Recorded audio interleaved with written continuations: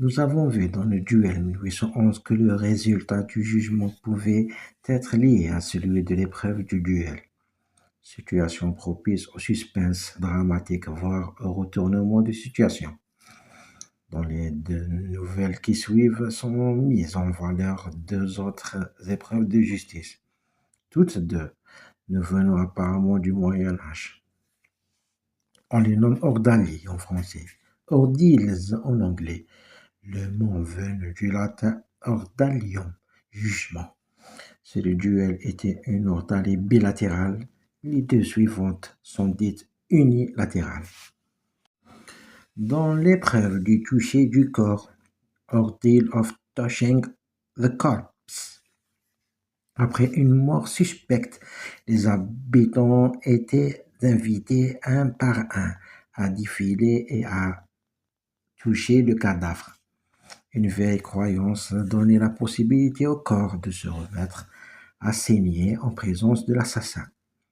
Plus pertinemment, celui-ci pouvait se trahir par son émotion ou fuir tout simplement l'épreuve. L'histoire a retenu plusieurs cas de cette épreuve. Au XVIIe et XVIIIe siècle, Walter Scott en rapporte certains dans son journal.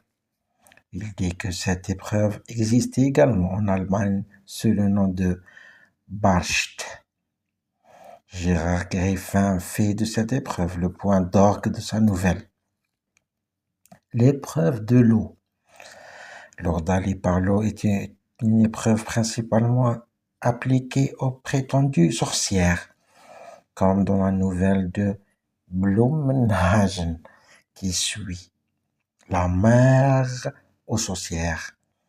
L'accusé était jeté à l'eau, plutôt dans une rivière, les membres arrachés. Si elle coulait, elle était considérée comme innocente. Si elle flottait, elle était convaincue de sorcellerie. Et on la sortait de l'eau pour la conduire au bûcher. Souvent, les femmes accusées de sorcellerie étaient âgées et menues, voire squelettiques, et avaient tendance à flotter.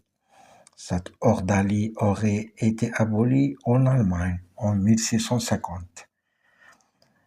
Blumhagen situe sa nouvelle au XVe siècle.